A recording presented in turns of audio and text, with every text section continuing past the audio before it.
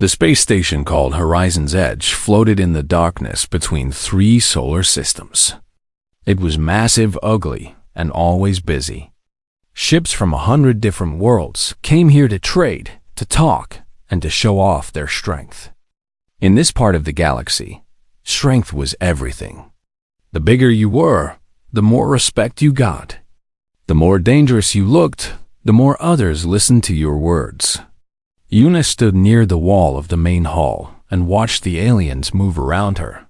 She was small, even for a human. Her height was barely 5 feet and 2 inches. Her arms were thin. Her face was soft and calm. She wore the gray uniform of Earth's diplomatic team, and she carried a small computer tablet that held her research notes. She was a xenobiologist. Her job was to study alien life. She had spent 6 years learning about creatures from other worlds, reading reports and writing papers that nobody important ever read. When Captain Do-hyun asked her to join the first human mission to Horizon's Edge, she almost said no. She did not like crowds. She did not like loud places. But Do-hyun told her that humans needed scientists on this mission, not just soldiers. So she came. Now she was starting to think it was a mistake. The aliens around her were terrifying. There were creatures with 4 arms and skin like stone. There were beings with teeth longer than her fingers. There were things that looked like insects the size of cars. And all of them looked at the human delegation like they were looking at small animals that had wandered into the wrong place. The worst were the Korvax. They stood 9 feet tall. Their bodies were covered in plates of bone that grew naturally from their skin. Each one had 4 arms, and each arm ended in claws that could cut through metal. They came from a heavy gravity world where everything was a fight for survival. They had conquered 3 other species before they joined the Galactic Council. They were proud of this. Their ambassador was named Grath. He was the largest Korvax on the station. His bone plates were darker than the others, which meant he was old and had survived many battles. When he walked into a room, other aliens moved away from him. Even species that were bigger than him showed respect. Grath had earned his place at the top through violence, and everyone knew it. Tonight was a diplomatic reception. All the species on the station were supposed to meet, talk, and pretend to be friendly. Una stayed near the edge of the room and watched. She noticed small things.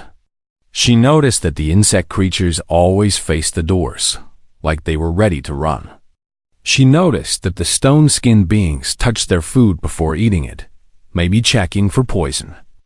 She noticed that Grath's left arm moved slower than his other 3, probably an old injury that never healed right.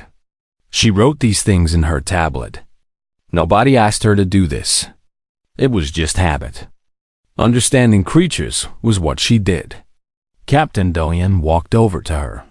He was tall for a human, with a serious face and gray hair at his temples. He had been a soldier before he became a diplomat.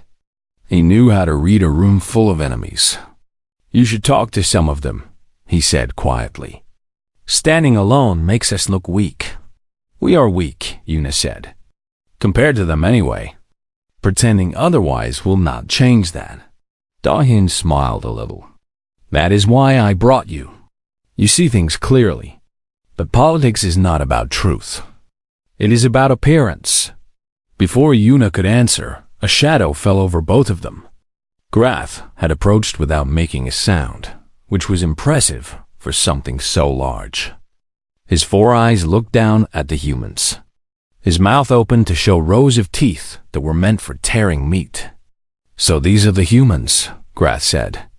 His voice was deep and rough, like rocks grinding together. "I have heard stories about your kind. They said you were soft and weak. I see the stories were true." Other aliens nearby stopped talking. They turned to watch. Some of them made sounds that might have been laughter. Grath pointed one claw at Una. "This one is the smallest. Is she a child? Or do your females simply not grow?" Una looked up at him. Her heart was beating fast, but her face stayed calm. She had studied the Korvax. She knew they respected those who did not show fear. Running or looking away would only make things worse. "I am fully grown," she said. Her voice was quiet but steady. "My role here is scientific, not military. I study other species." Grath leaned closer. His breath smelled like blood. "You study us? Like we are animals in a cage?" He laughed, and it sounded like thunder. "Little human, on my world, creatures like you are food. We call them the feeble ones. They hide in holes and hope predators do not find them. That is what you are, a feeble one." The other Korvax laughed with him. Some of the other aliens joined in. Una felt heat rise to her face, but she did not look away from Grath's eyes. "I understand," she said simply. "Thank you for explaining your perspective." Grath seemed disappointed that she did not cry or run. He made a dismissive sound and walked away, his warriors following behind him. The crowd slowly went back to their conversations, but Una could feel them still watching her. The weak human. The feeble one. Do-hyun put a hand on her shoulder. "I am sorry. That was cruel of him." Una shook her head. "He was testing us, seeing how we respond to pressure. Now he thinks he knows what we are." She looked at her tablet and added a note. "Korvax aggression increases when they feel dominant. They underestimate those they consider weak. This could be useful." Taiwu, the ship's medic, joined them. He was young, with kind eyes and nervous hands. "Are you all right, Una?" That big one was terrifying. "I thought he might actually eat you." "He was just showing off," Una said. "Predators do that. They want others to see them as dangerous. It is actually a sign of insecurity." Taiwu stared at her. "You are analyzing him? He just called you food." Una almost smiled. "Information is useful. Anger is not." Before anyone could say more, the lights in the hall flickered. A sound came over the station speakers, sharp and urgent. It was an alarm. A voice spoke in the common galactic language. "Attention, all personnel. A containment breach has occurred in cargo level 7. A Class 7 apex predator has escaped quarantine. All civilians must return to their ships. Security teams report immediately." The room went silent. Una saw something she had not expected. Grath, the mighty Korvax warrior who feared nothing, had gone very still. His 4 eyes were wide. He looked almost afraid. Una did not know what a Class 7 apex predator was. But if it scared Grath, it was something very, very dangerous. She opened her tablet and began searching for information. Whatever was down there in the cargo level, she wanted to understand it. Because understanding, she had learned long ago, was the only weapon that never ran out. The station fell into chaos within minutes. Aliens of all kinds pushed through the corridors, trying to reach their ships. Guards ran toward the cargo levels with weapons that looked powerful, but probably would not help. Una stood against the wall and let the crowd flow past, while she read everything she could find about the escaped creature. The information made her stomach cold. The creature was called a Varkan stalker. It came from a death world, a planet where everything evolved to kill everything else. The stalker was at the top of that world's food chain. It stood 12 feet tall when it raised itself to full height. It had 6 limbs, and each one ended in claws that were thin enough to cut through metal walls. Its body was covered in a shell that could stop plasma fire. It could see heat, which meant darkness did not slow it down. It was fast, smart, and completely without mercy. In all of recorded galactic history, no single being had ever killed a Vorkan stalker alone. Hunting teams of 20 or more could bring one down, but they always lost at least half their members. Most species had learned to simply stay away from the Stalker's home world died, and now one was loose on the station. Yuna found Do-hyun and Taiwu in a corridor near their ship. Do-hyun was talking quickly into a communication device, trying to coordinate with station security. Taiwu was pale and shaking slightly. "We should leave," Taiwu said. "Right now. Get on our ship and fly away from here." "The station is in lockdown," Do-hyun said. "No ships can leave until the threat is contained. They are worried the creature might get onto a departing ship and spread to other stations." "So we are trapped here with that thing?" Taiwu's voice cracked. Yuna was still reading. "The Korvax are sending a hunting party. Graf himself is leading it. 20 of their best warriors." Do-hyun nodded slowly. "The Korvax are strong fighters. If anyone can kill it, they can." "Maybe," Yuna said. She did not sound confident. They waited. The station grew quiet as civilians hid in their ships and rooms.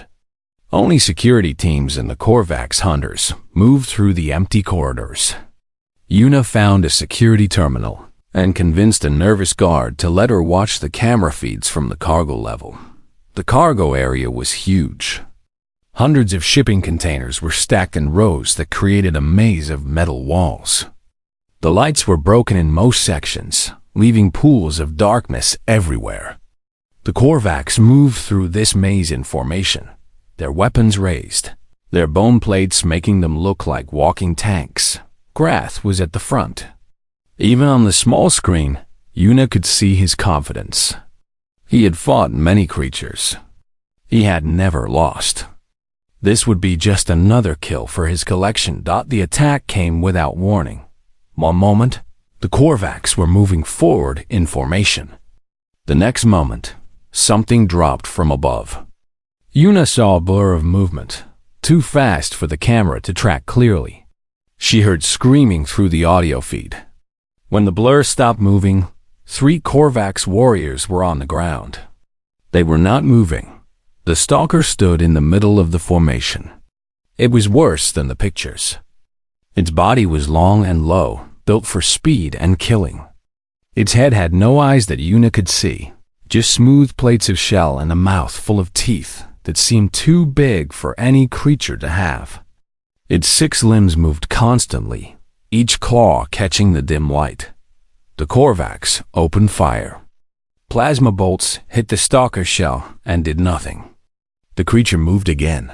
That terrible blur of speed, and more warriors fell. Grath charged at it. He was brave, Yuna had to admit. He swung all 4 of his arms, his claws slashing at the creature's body. He actually managed to scratch the shell, leaving thin white lines on its surface. The stalker turned its eyeless head toward him. It seemed almost curious. Then it hit him. One limb moved faster than Yuna could follow. Grath flew backward and crashed into a shipping container, hard enough to dent the metal. He fell to the ground and did not get up immediately. His bone plates were cracked. Something that looked like blood was leaking from his side. The surviving Korvax grabbed their ambassador and ran. The stalker did not chase them. It simply watched them go, then disappeared back into the darkness of the cargo maze. Yuna turned off the screen. Her hands were steady, but her mind was racing. "It let them go," she said quietly. "It could have killed all of them, but it let the survivors escape." Taiwu stared at her. "Is that supposed to make me feel better?" "No. It means the stalker is smart. It wanted them to run. It wanted them to spread fear." Yuna stood up. "That is what apex predators do. They do not just hunt for food. They establish territory. They show other creatures that this place belongs to them now." Diane's face was grim. "If the Korvax cannot kill it, nothing on this station can." Yuna did not answer. She was already walking toward the cargo storage area where station supplies were kept. "Where are you going?" Taiwu called after her. "To get some things," Yuna said. "What things?" She turned back to look at him. Her face was calm, but something in her eyes had changed. "On Earth, Humans were not apex predators either. We were small. We were slow. We had no claws, no armor, no venom. But we learned to think. We learned to plan. We learned to build traps and use tools and turn our environment into a weapon. Yuna, Do-Yoon said slowly, what are you planning? I am going to study the stalker. I am going to find its weaknesses. And then I am going to kill it. She said this the same way. She might say she was going to organize her research notes. Simple, factual, certain.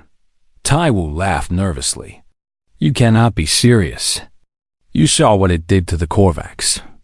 20 warriors, and they did not even hurt it. They used strength, Yuna said. That was their mistake. Strength is not the only weapon. She turned and continued walking. Do not follow me. Stay safe. I will be back. She spent the next several hours in the supply areas. She requisitioned strange items that made the supply workers give her confused looks. Industrial adhesive. Chemical compounds used for cleaning engines. A high-frequency audio emitter that was normally used to scare pests off ships. Metal cables. A cutting torch. She also spent time in the station archives, reading everything she could find about the stalker's home world. The gravity, the temperature, the sounds of other predators that lived there, the way its food chain worked. When she was done, she had a bag full of supplies and a head full of information. She walked back to find Taiwu waiting for her, his face tight with worry. You cannot do this, he said.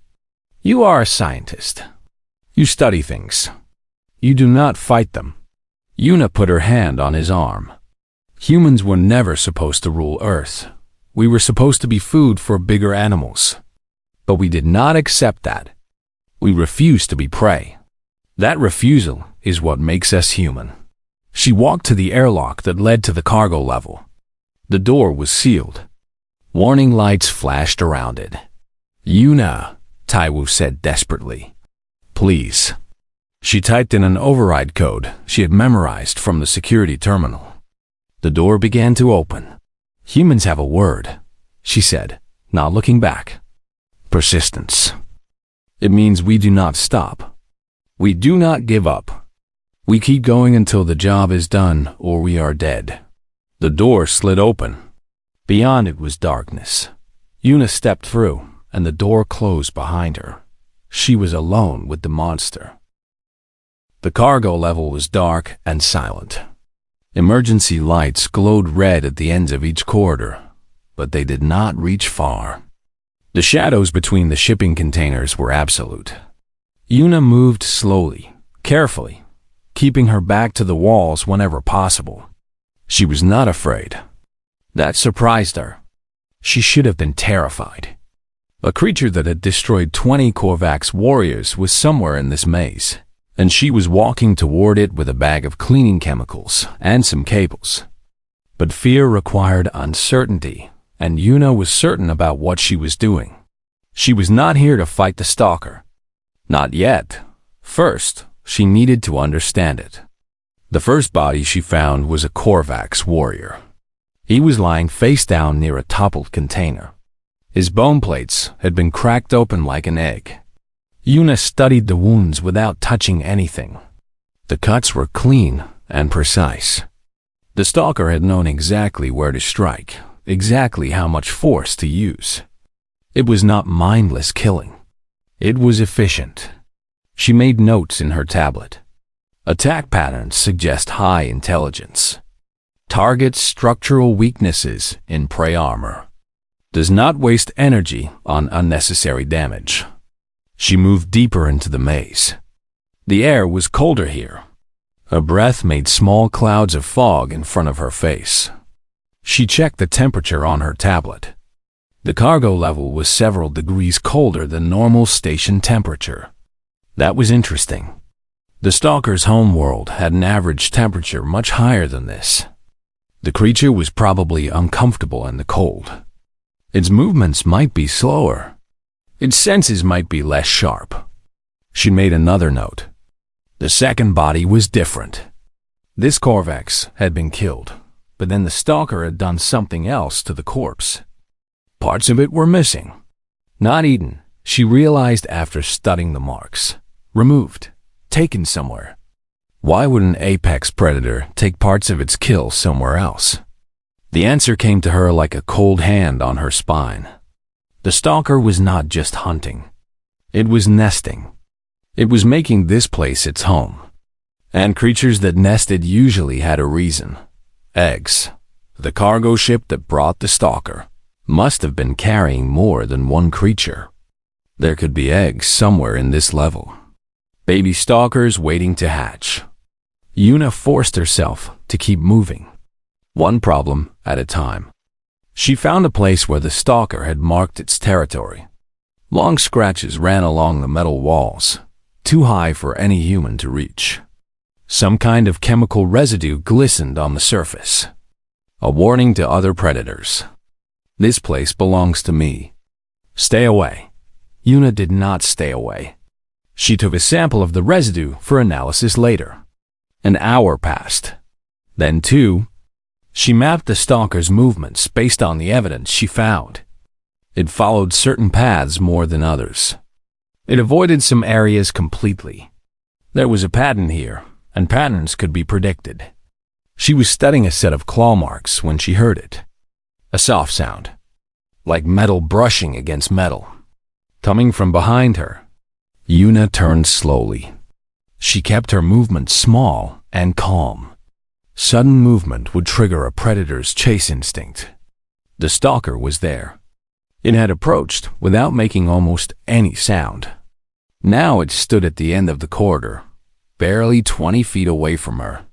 Its eyeless head was pointed directly at her. She could see heat shimmer around its body.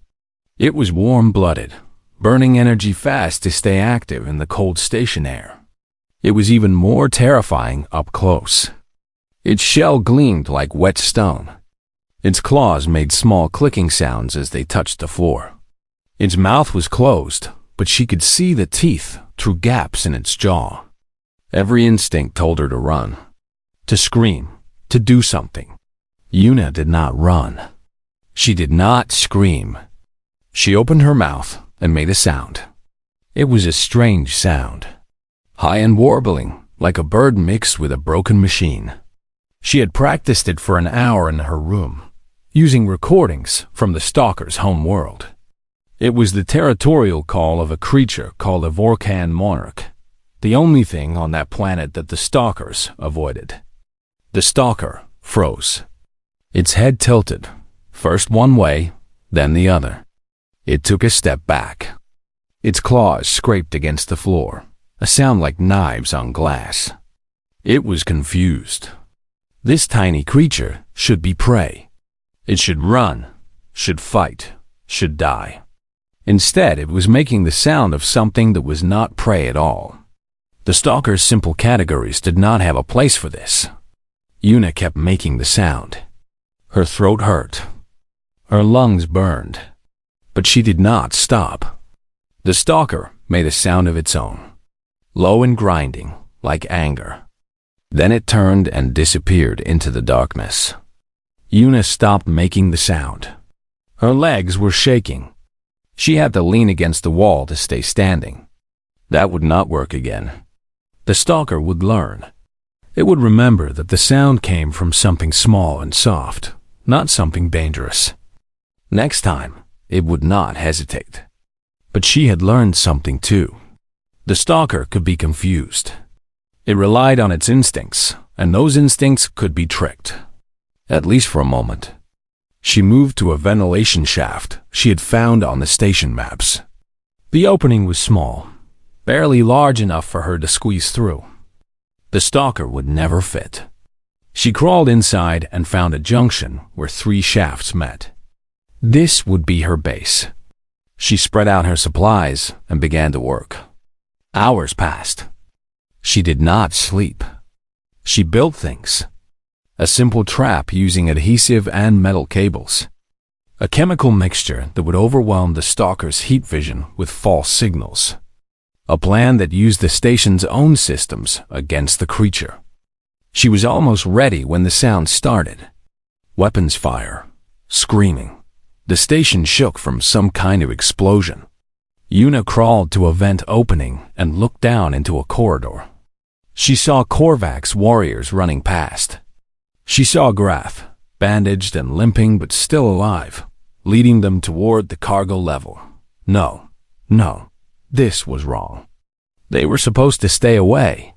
She had sent a message warning them. Then she understood. Grath was not here to help. He was here to restore his honor. He had been beaten by the Stalker, and in Korvax culture, that shame could only be washed away by killing the thing that had beaten him. He was going to ruin everything. She heard more screaming, then a sound that was not Korvax at all. A chorus of high-pitched shrieks that echoed through the metal walls. Yuna's blood went cold. The eggs had hatched. There was not one stalker anymore. There were more. She looked at her half-finished traps. Her careful plan. All of it designed for one creature. She closed her eyes for a moment. When she opened them, her face was calm again. "All right," she whispered to herself. New plan. She grabbed her supplies and started moving. The cargo level had become a war zone. Korvax were dying. Stalkers were hunting. And somewhere in the middle of all of it, one small human was still thinking, still planning, still refusing to give up. Because that was what humans did. They did not stop. They did not quit. No matter how bad things got, they found a way. Yuna intended to find a way. Or die trying. 3 stalkers. There were 3 of them now. Yuna watched from her hiding place in the ventilation system as the creatures moved through the cargo level. The original stalker was easy to identify. It was the largest, the calmest, the one that moved like it owned every shadow it passed through. The 2 younger ones were smaller, but faster. They were learning to hunt by watching their parent. Below her, Korvax bodies lay scattered across the floor. Grath's second hunting party had been destroyed even faster than the first. But Grath himself had survived again. She had seen him crawl into an emergency shelter with 2 other warriors. They were trapped there now, too wounded to fight, too proud to call for help. The station was in complete panic. She could hear the chaos through the communication system. Aliens of every species were demanding to be let off the station. Security teams were refusing to enter the cargo level. The station commander was talking about venting the entire level into space, killing everything inside, including any survivors, including Yuna. She had maybe 2 hours before they made that decision. 2 hours to kill 3 apex predators that had never been killed by less than 20 warriors. Yuna looked at her supplies. Her original plan was useless now. One trap would not work against 3 creatures. She needed something bigger, something that would hit all of them at once. She opened her tablet and pulled up the station schematics. The cargo level had its own airlock system, designed for loading and unloading large shipments. The emergency protocols included a rapid decompression option that could clear the entire level in seconds. It was meant for fires or chemical spills, not for hunting monsters, but it could work. The problem was simple. She needed to get all 3 stalkers in front of the main cargo doors at the same time. Then she needed to open those doors while somehow not getting pulled into space herself. She thought about it. She calculated distances and timing. She made lists of what she had and what she needed. Then she started broadcasting on all station frequencies. "This is Yuna, xenobiologist with the human delegation. I am alive in cargo level 7. I need everyone to listen carefully." The responses came immediately. Captain Dahn's voice, tight with relief and fear. Station security demanding she evacuate. Taiwu almost crying as he begged her to get out of there. She ignored all of it. "I am going to tell you something about humans," she said. Her voice was calm and steady, like she was giving a lecture.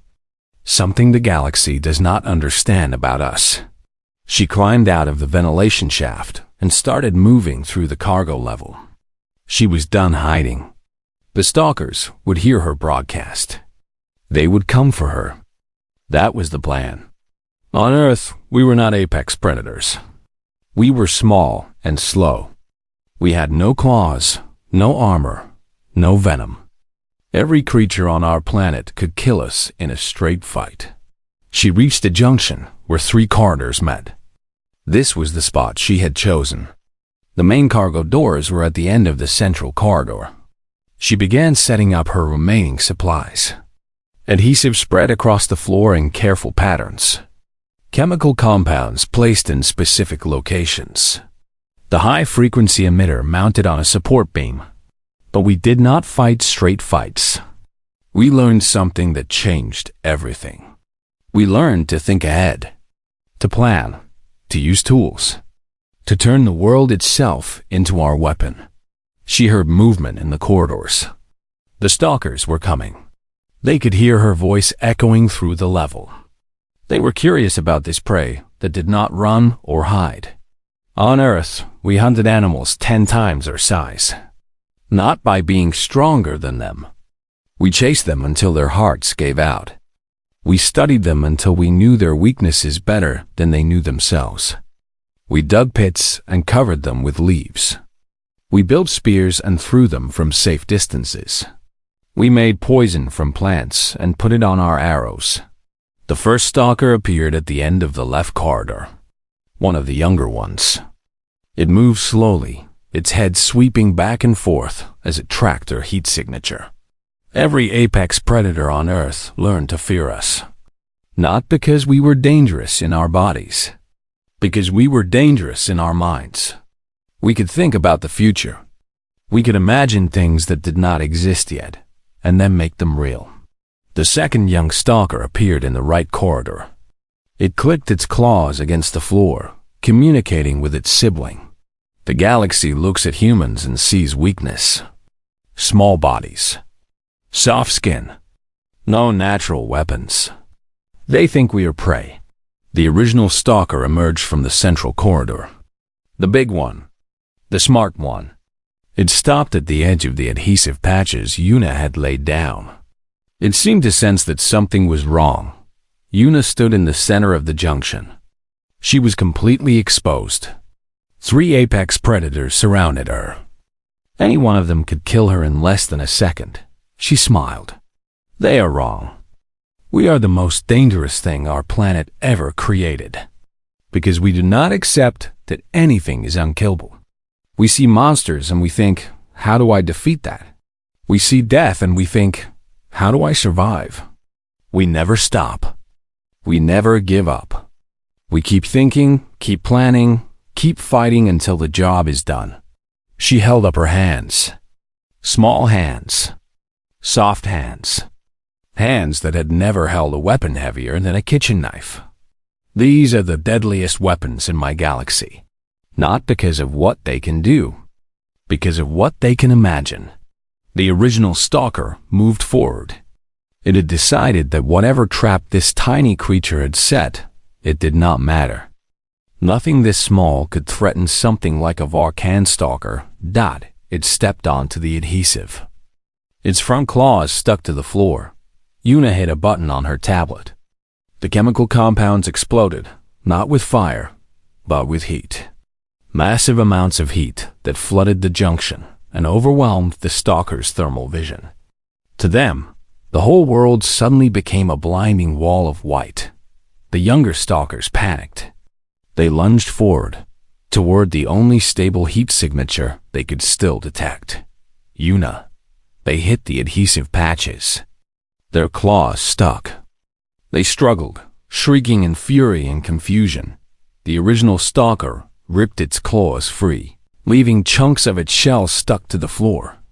It could see again now. The heat was fading. It saw its children trapped. It saw the human running toward the central corridor. It chased her.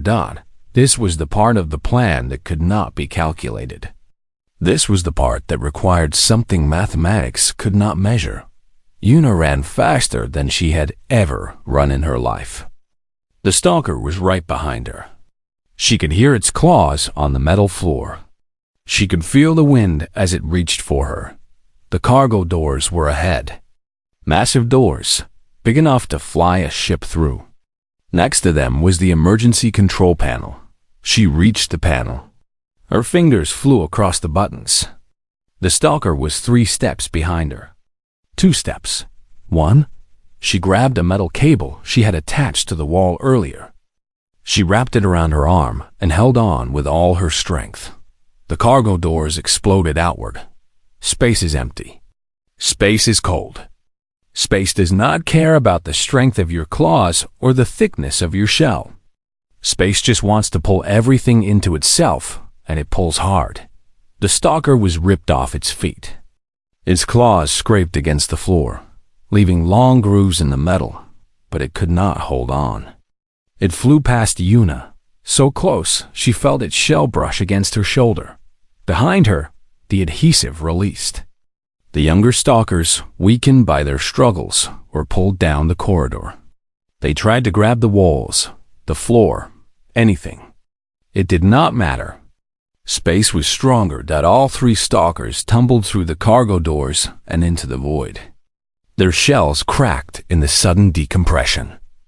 Their bodies went spinning into the darkness between the stars. Emergency bulkheads slammed down. The wind stopped. Silence fell. Una hung from her cable, barely conscious. Her arm felt like it was broken. Her vision was going dark at the edges. But she was alive. She had won. The last thing she saw before she passed out was a face at a viewport in the corridor wall. Grath, the mighty Korvax warrior, was staring at her through the glass. He looked terrified. Not of the stalkers. Of her. Una woke up in a white room that smelled like medicine. Her arm was wrapped in a healing cast. Tubes connected her to machines that beeped softly. She was in the station's medical bay. Taiwu was sitting next to her bed. His eyes were red from crying, and he had not shaved in what looked like several days. When he saw her open her eyes, he made a sound that was half laugh and half sob. "You are insane," he said. "Completely insane. You know that, right?" Una tried to smile. Her face hurt. Everything hurt. "How long was I asleep?" 2 days. Your arm was dislocated. You had internal bleeding. Frostbite on your fingers from the decompression. He shook his head. "The doctors say you should be dead. The pressure change alone should have killed you. Humans are tougher than we look," Una said. Her voice was rough and weak. Taiwu leaned forward. "Una, do you understand what happened? What you did? I killed some creatures that needed to be killed. You killed 3 Class 7 apex predators, alone, without weapons, without armor, without anything except your brain and some cleaning supplies." He stared at her. "The station has been talking about nothing else. The whole sector has been talking about nothing else. There are aliens who traveled from other systems just to see the human who killed stalkers." Una closed her eyes. She was too tired for this. The door opened. Captain Do-yoon walked in, followed by several station officials Una did not recognize. Do-yoon looked older than he had a few days ago. There was more gray in his hair. "She needs rest," Taiwu said sharply. "I know," Do-yoon said. "But there are things that cannot wait." He came to stand beside the bed. "Una, the Galactic Council has requested a formal audience. They want to meet the human who killed the stalkers." "Later," Una said without opening her eyes. "They have also formally reclassified humanity. We are no longer ranked with the minor species." Dawn's voice was strange, careful. "They have created a new category for us. They are calling it cognitive apex predators." Species whose danger cannot be measured by their physical abilities. Yuna opened her eyes at that. We are the only species in that category. Yes, for now. Yuna almost smiled. The galaxy is afraid of us, Yuna, because of what you showed them. They should not be afraid, Yuna said. We are not monsters, no, but we are not prey either. Dohyun put a hand on her uninjured shoulder. Rest now. We will talk more when you are stronger. He left with the officials. Taiwu stayed. Over the next several days, Yuna received many visitors. Scientists who wanted to know how she had analyzed the stalkers so quickly. Military officers who wanted to understand her trap designs. Reporters from dozens of species who wanted to tell her story to the galaxy. She answered their questions as simply as she could. There was no secret, she told them. No special human ability. She had just paid attention. She had studied her enemy. She had found weaknesses and exploited them. Any creature with a brain could do the same. The aliens did not believe her. They looked at her small body and soft hands, and they saw something that did not make sense. A predator hiding inside prey. A monster wearing the face of a victim. The visit she remembered most came on the 5th day. Grath entered her room alone. He moved slowly, carefully. His own injuries had been treated, but he still walked with pain. His bone plates were dull and cracked in places that would take months to heal. He stood at the foot of her bed for a long moment without speaking. His 4 eyes watched her face. I called you Feeble, he finally said. His voice was quieter than before. Less certain. I called you prey. I said your kind were animals that belong in holes, hiding from real predators. Yuna waited. Grath lowered his head. In Korvac's culture, this was a gesture of deep respect. Something given only to those who had proven themselves through combat. I was wrong, he said. You are not Feeble. You are not prey. Your people are something we have no word for. Something that does not fit our understanding of how the universe works. We are just human, Yuna said. Grath raised his head. Something like fear flickered in his eyes. Yes, that is what frightens me. In all my years of war, I have never met a species like yours. You have no weapons built into your bodies. No armor, no strength. And yet you killed 3 stalkers like it was nothing. Like they were insects beneath your feet. It was not nothing, Yuna said softly. It was very hard. I almost died many times. But you did not die. You survived. You won.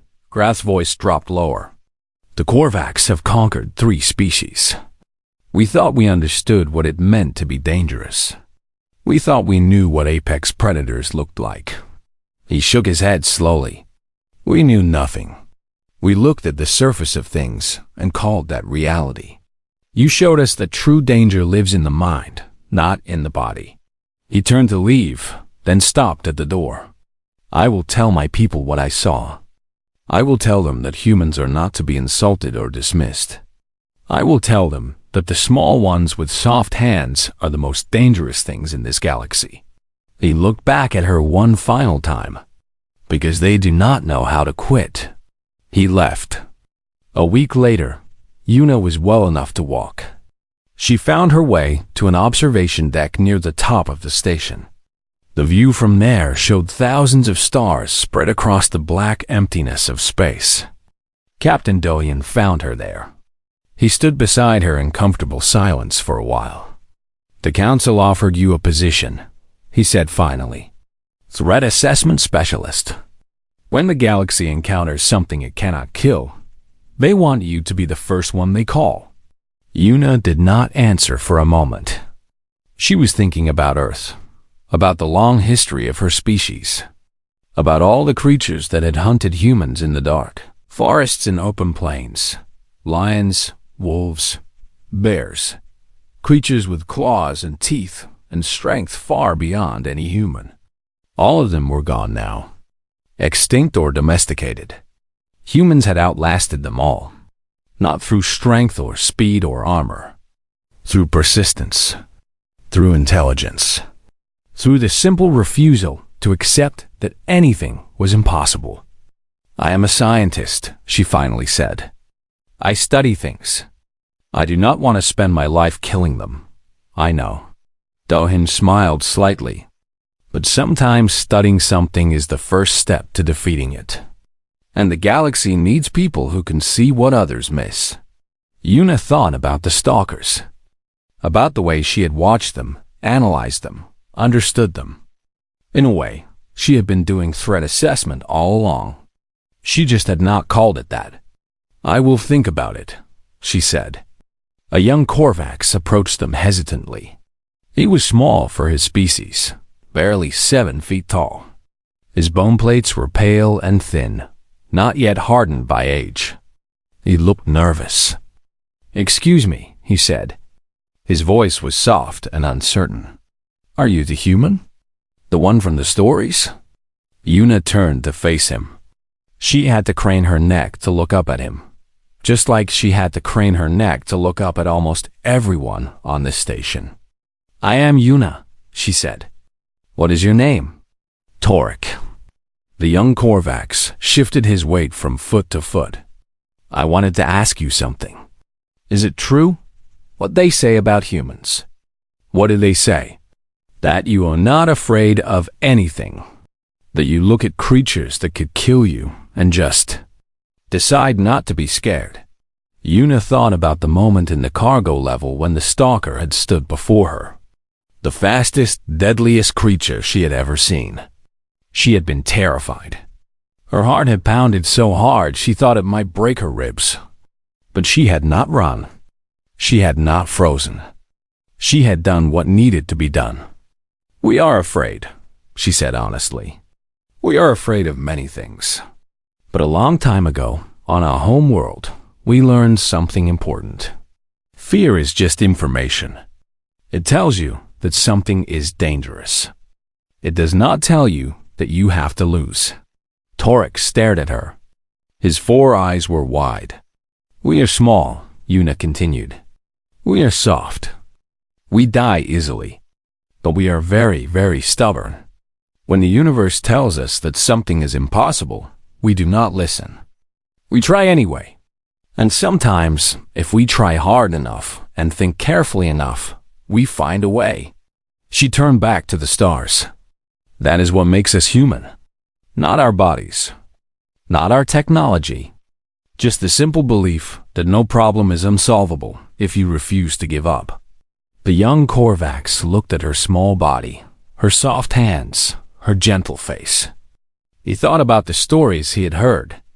The tiny human woman who walked into darkness alone and came out victorious. For the first time in his life, he understood what true strength looked like. It looked like someone who knew they were weak and chose to fight anyway. It looked like Yuna. It looked human.